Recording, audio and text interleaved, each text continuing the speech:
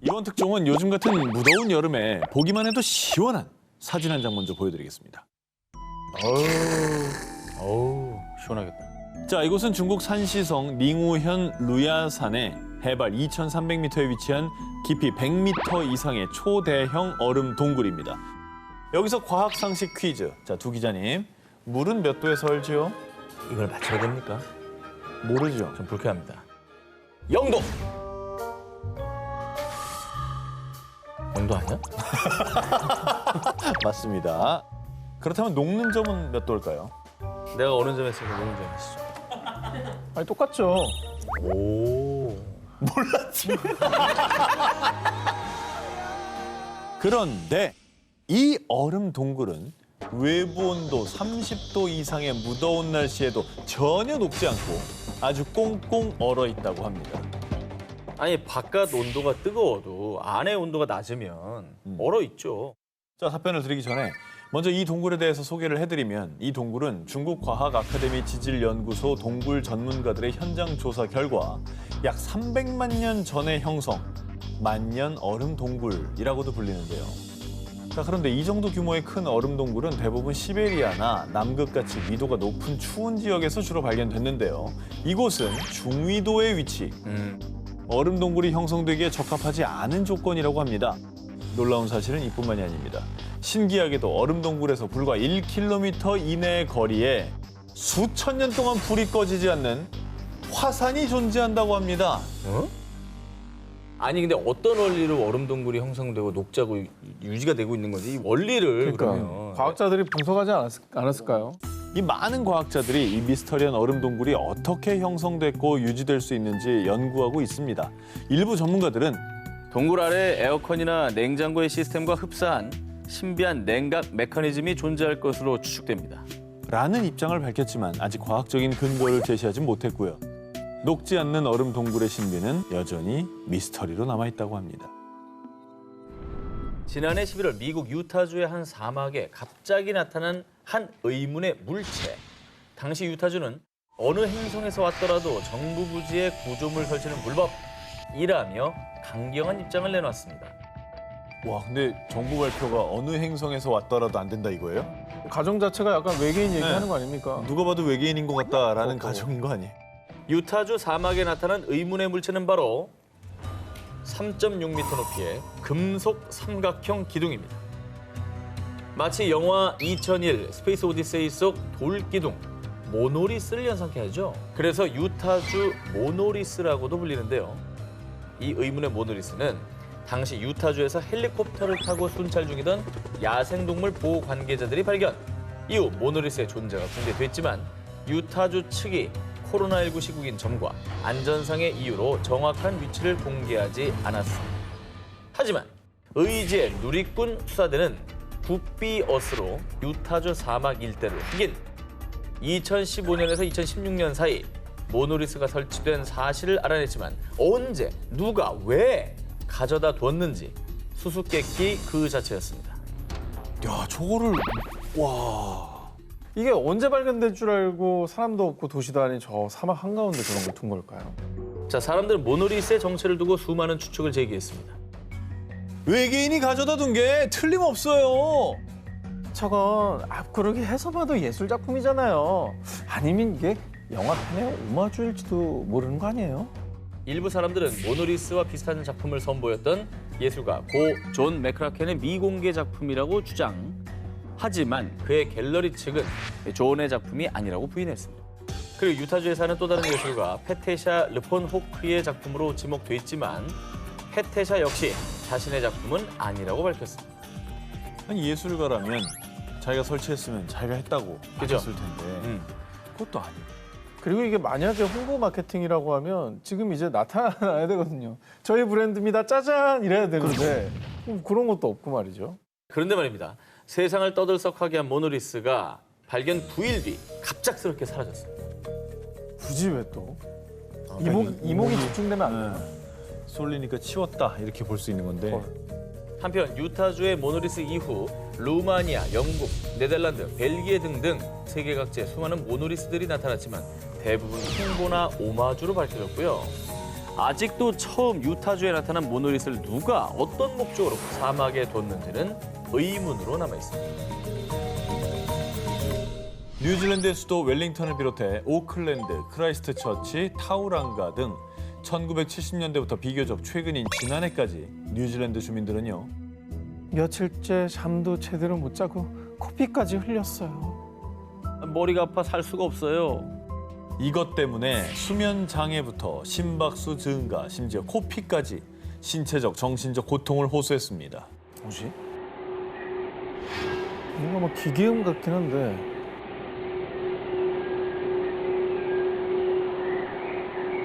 아, 뭔가 막 울음소리 같은데 이거? 얘기하다 울고. 막 이런, 예. 이런 소리가 계속 들리는 거예요. 아, 그러니까 호, 윙윙 지직 막. 근데 이제 이게 괴로울 거는 알겠는데 이것 때문에 코피까지 흘렸다고요? 이를 분석한 전문가들은 소음의 주파수가 100Hz 이하의 저주파로 신체에 직접 진동을 주기 때문에 심할 경우 극심한 피로와 함께 두통, 구토, 어지러움 등을 유발할 수 있다고 밝혔는데요. 그런데 신체적 고통까지 유발하는 이 미스터리한 소음은요. 뉴질랜드뿐 아니라 미국, 캐나다, 러시아, 프랑스, 영국 등 전 세계 곳곳에서 나타났습니다. 아 그렇게 많이 일어났어요? 그렇죠. 그러니까 이런 특정 소음이 한 군데도 아니고 여러 지역에서 들리는 게 정말 이상하네요. 예. 아니 소음의 정체를 조사를 해봤나요? 해봤죠. 1999년 미국, 2011년 캐나다뿐만 아니라 2012년엔 뉴질랜드 웰링턴 시의회가 그리고 지난해에도 뉴질랜드 타우포의 환경보건 책임자가 나서서 조사를 했습니다. 문제를 파악하기 위해 최선을 다했지만 아직 그 답을 찾지 못했습니다. 그런 거 아닐까요? 극지방에 이렇게 비행기들이 뭐 많이 지나갈 수 있잖아요. 그러니까 음속으로 갈 때 소닉붐이라고 엄청난 굉음이 발생을 하는데 이게 그런 또 비행기 소음이 아닐까? 실제로 소닉붐이 유력한 가설 중에 하나긴 합니다. 하지만 2016년 미국에서 정체불명의 소음이 발생했을 당시 미 공군 측에서는요. 예, 당시 소음이 발생한 지역에서 소음을 유발할 수 있는 훈련이 진행되지 않았습니다.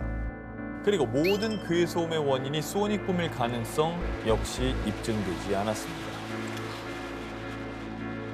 소음의 정체가 의문이다 보니 일각에서는요. 좀 전에 오 기자가 멕시코 의문의 섬광 때 언급했던 것처럼 이번에도 하프의 소행일 것이다 라는 음모론이 제기되기도 했습니다. 하프의 소행이라고 하기에는 각국에서 너무 동시다발적으로 나타나는 게 이상하죠. 미국에서 먼 데서도 일어나고 있으니까. 게다가 미국 본토를 자기가 공격할 수는 없는 그렇죠. 거 아니에요? 전 세계 수많은 사람을 괴롭게 한 정체불명의 소음. 과연 그 소리의 정체는 무엇일까요?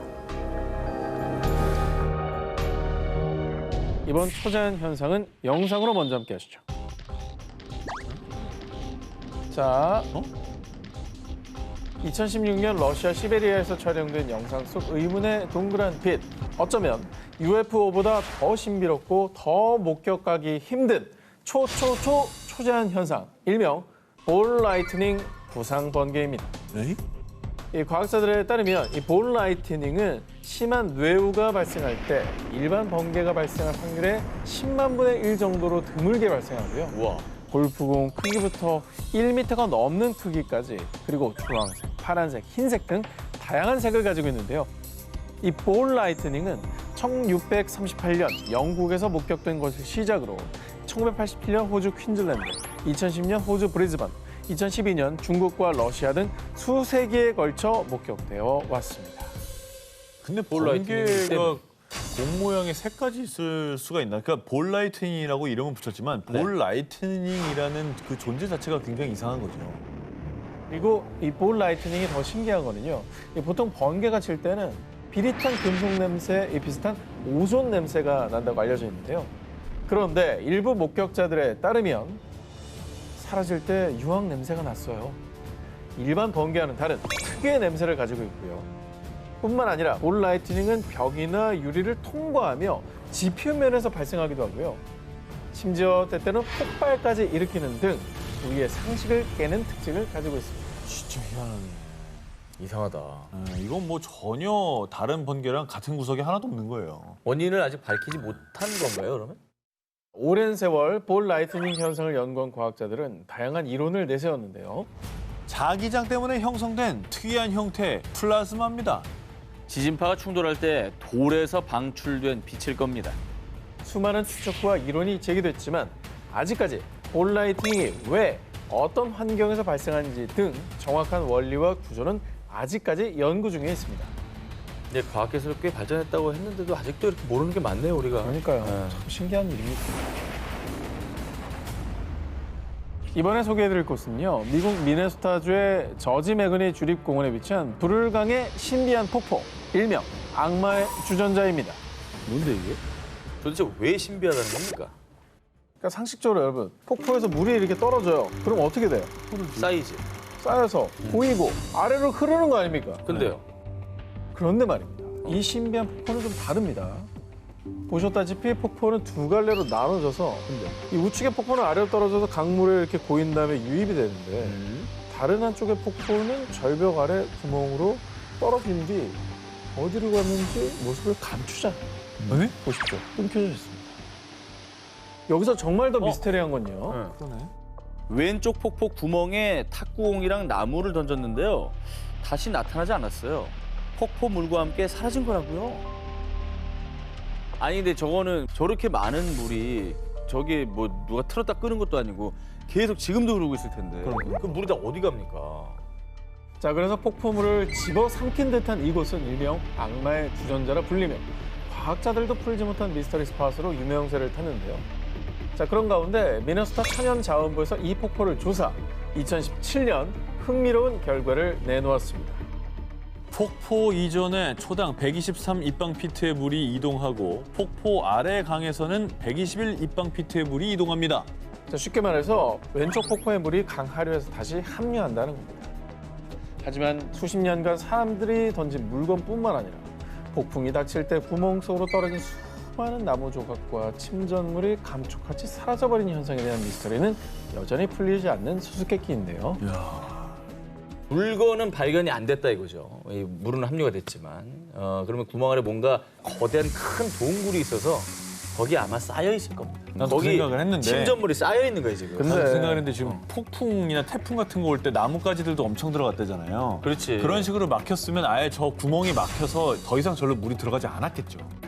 그런데 말입니다. 뭐 지하 동굴설, 뭐 이런 것들은 보통 물에 쉽게 녹는 성질인 석회암 지대에 형성이 되는데요. 그런데 이 폭포가 있는 곳은 마그마가 지표면에서 빨리 식어서 생성되는 화산암 종류의 유문암 지대입니다. 물에 쉽게 녹지 않아 거대한 지하 동굴이 형성되기 어렵습니다. 유문함은 안 녹아요. 아니 근데 도대체 그럼 그 물건들은 어디로 사라진 거예요? 걸려 있다니까 거기. 답답하네 정말. 턱에 걸려 있다니까. 내가 진짜 내 꺼내줘 탁구공 들어가서. 내 꺼내줄게 내가. 수중 너무 카메라 됐죠? 들고 들어가서 꺼내주면 될 거야. 탁구공이요 이러면 되는 거 아니에요? 자, 그럼 코로나 시국이 끝나면 제일 먼저 정 기자님 투입되는 걸로. 네. 사라진 물건들에 대해서는 소용돌이와 같은 충격으로 인해 부서진 게 아닐까 하는 추측이 있지만 정확히 밝혀지진 않았고요.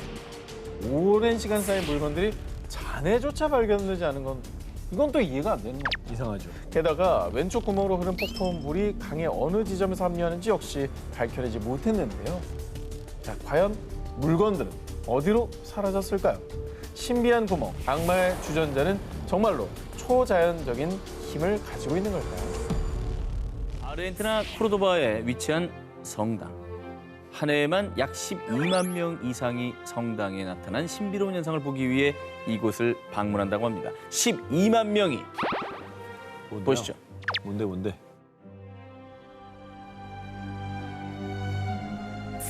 자, 어떻습니까? 뭐였죠? 뭐였어요? 뭐가 있었어요? 신비로운 현상이 나타나지 않습니까? 못 봤나 봐. 뭔 그걸 신비로운 모르셨어요? 현상이 있었어요?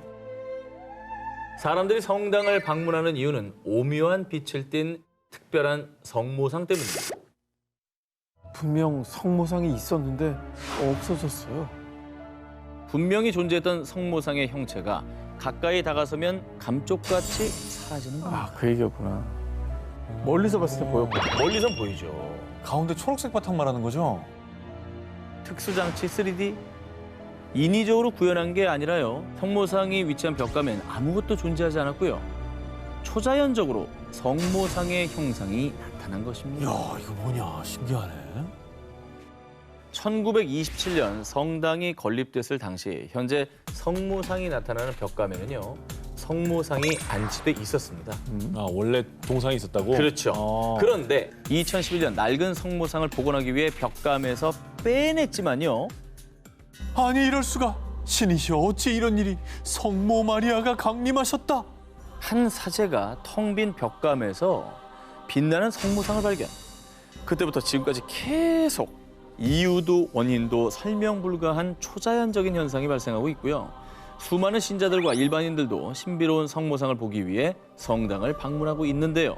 그리고 카톨릭 수도회에서도 축복받은 성모 마리아의 현신은 지금까지도 합리적으로 설명이 불가합니다. 라며 이 성당에 나타난 성모상을 종교적인 초자연 현상으로 받아들이고 있습니다. 야, 이거 희한하다. 저기서 뭐 종교적으로 이렇다라고 말할 만한데 사실 그걸 빼고 과학적으로 봤을 때도 네네. 저게 무슨 뭐 원리나 이런 걸로는 설명이 안 될 것 같은데요. 그렇습니다. 성당에 나타난 기적의 성모상, 구원을 바라는 이들의 바람이 만든 기적일까요? 아니면 신도들의 믿음에 응답하는 신의 메시지일까요?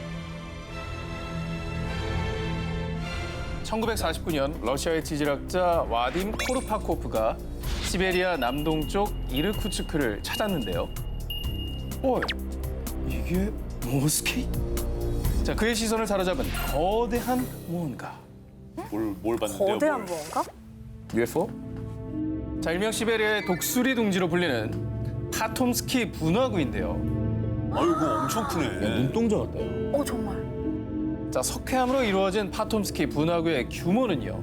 지름 160m에 높이 40m. 무게는 무려 약 100만 톤. 그리고 생성 시기는 약 300년 전이라고 추측했는데요. 뭐 300년 전? 분화구면 화산 폭발 이런 걸로 만들어진 거 아닐까요? 그렇겠죠. 자, 과연 그럴까요? 처음엔 전문가들도 모양이나 규모 등을 근거로 당연히 화산 분화구일 것으로 예측했는데요. 그런데 이 파톰스키와 가장 가까운 화산은 수천 킬로미터 이상 떨어져 있었습니다. 뭐지? 이후에 이 미스터리한 파톰스키 분화구의 생성 원인에 대해 무수한 추측이 쏟아졌습니다. 파톰스키는 운석 충돌로 만들어진 겁니다. 아닙니다. 러시아의 비밀 핵실험 장소였을 겁니다. 그럴 수도 있겠다. 그러나 파톰스키에서는 운석 충돌로 생길 수 있는 그 어떤 물질도 찾을 수 없었고요. 방사능 관련 조사에도 나섰지만요. 방사능 성분이 단 1%도 검출되지 않았다고 합니다. 둘 다 아니네. 자, 그런데 지난 2018년에 또 새로운 가설이 제기됐습니다. 과거 지하에서 마그마가 흘러들어 수증기가 폭발하면서 생성됐다는 주장. 하지만 이 역시 파톰스키 근처에서 마그마의 존재를 증명할 만한 흔적이 발견되지 않아 여전히 물음표로 남아있다고 합니다. 진짜 신기하네. 울창한 숲속에 우뚝 솟아있는 파톰스키 분화구. 그곳에선 과연 어떤 일이 있었던 걸까요? 하와이 남쪽 태평양의 깊은 바닷속에 전 세계에서 유일무이 오직 이 해역에만 존재하는 기이한 흔적들이 있습니다. 우와. 어머, 저게 뭐야? 아니, 이렇게 뭐가 지나간 것 같은데? 자국을 이렇게. 발자국? 네. 자, 이 사진은 2018년 영국 국립해양연구센터가 하와이 남쪽의 태평양 해역을 탐사하던 중 우연히 찍은 건데요. 심해 4,000m 해저에서 발견된 이 구덩이들은 깊이가 약 13cm에 대략 6에서 13m 간격으로 늘어서 있었습니다. 놀라운 건 이런 구덩이가 무려 3,500개가 넘는다는 겁니다. 대체 이 구덩이들은 뭘까요? 이 구덩이들은 지질이나 해양학적으로 봤을 때 절대로 자연적으로 생길 수 없습니다. 저건 혹시 저기서만 사는 어떤 생물들의 집 아니에요? 맞아요. 집 아니면 아예 그 표면 아래 사는 거죠. 그래서 숨쉬기 위해서 우리 갯벌 가면은 그런 데 조개들이 있죠. 이렇게 숨구멍이 있잖아요. 그렇죠. 그런 것처럼 그 아래 사는 것들이 이렇게 숨 쉬려고. 그 또한 합리적인 의심입니다. 말씀하신 것도. 그런데 이 구덩이들이 미스터리인 진짜 이유가 있습니다. 이 해역의 심해 생물 중에는 이런 흔적을 남길 만한 게 없습니다. 연구팀이 영국 왕립학회 오픈 사이언스에 게재한 논문에 따르면요. 심해에서 사냥을 하는 고래 일종인 민부리 고래가 바닥에 붙어 사는 먹이를 빨아들이다가 이와 비슷한 흔적을 남긴다고 합니다. 하지만 지금까지 민부리 고래가 심해 4,000m까지 잠수한 기록은 전혀 없다고 합니다. 그럼. 제가 심해요 이런 거 되게 좋아하거든요. 다큐거든요. 네. 근데 아직도 들어갈 때마다 새로운 종들이 막 발견되잖아요. 그럼. 그러니까 우리가 뭔가 모르는 생물이 있지 않을까라는 생각이 들면서 생명체 흔적이라고 저는 개인적으로 생각해요. 뭐 생명체가 아닐 수도 있겠죠. 포세이돈이 살고 있나요? 그럴 수 있죠. 삼지창. 용왕님이 다 있을 수도 있고. 삼지창 자리 아니에요? 삼지창으로 이렇게 했나 지나가면서 보다. 그냥 찍고 지나간 거야. 내가 왜 이걸 따라하고 있니? 아, 정말. 옆에 있으면 올마. 태평양의 심해 4,000m. 그 의문의 구덩이는 대체 무엇일까요? 그리고 언제쯤 그 미스터리가 수면 위로 드러나게 될까요? 지구와 가까우면서도 비슷한 환경을 갖추고 있어 제2의 지구로 불리는 행성, 화성. 자, 1975년 나사가 화성으로 쏘아 보낸 무인 탐사선 바이킹 1호, 2호를 시작으로 수많은 나라에서 무인 탐사선을 보내 화성에 대한 연구를 활발히 하고 있죠. 자, 그런데 무인 탐사선들이 지구로 보낸 사진들은 대충격과 함께 수많은 의문들을 안겨주고 있습니다. 왜요? 뭐야? 신발 자국 아니에요? 네, 뭐 이렇게 쓸린 거 아니야, 이렇게? 쓸리기도 한 것 같고 누가 이렇게 쌓아놓은 것 같기도 한데요. 자, 2015년 화성 지표면에서 발견된 미스터리. 무언가의 쓸린 자국이 보입니다. 자, 그리고 2018년도에 발견된 정체 모를 검은 상자들. 저거 저런 게 문 있다고? 아니에요? 문? 어디 자. 들어가는 입구? 이 사진을 본 전 세계 UFO 사냥꾼들은 바퀴에 쓸린 자국은 UFO가 화성에 비상 착륙할 때 생긴 흔적이며 이야. 검은 상자는 UFO가 있는 기지로 연결되는 통로의 입구라고 주장했습니다. 자, 미스터리한 화성 사진은 이뿐만이 아닙니다. 정말로 충격적인 장면이 포착됐습니다. 뭔데? 충격적인 장면? 저건 글자 팔이네? 숫자네, 같은데요? 숫자? 오자인데, 오자 오자. 같기도 해요. 58? 자, 여러분 이 사진 절대 합성이 아닙니다. 자, 화성 표면에서 발견된 저 아라비아 숫자와 같은 모양. 자, 과거에도 놀라운 발견들이 있었는데요. 2004년 화성 대기에서 측정된 메탄가스.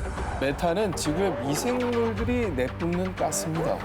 따라서 화성에도 생명체가 존재할 가능성이 있다라는 의미로도 해석이 되는 거죠. 그리고 화성에서 물이 흘렀던 흔적도 발견됐다고 그런 얘기 있었잖아요. 맞아. 진짜로 뭔가 생명체가 살고 있는 거 아니에요?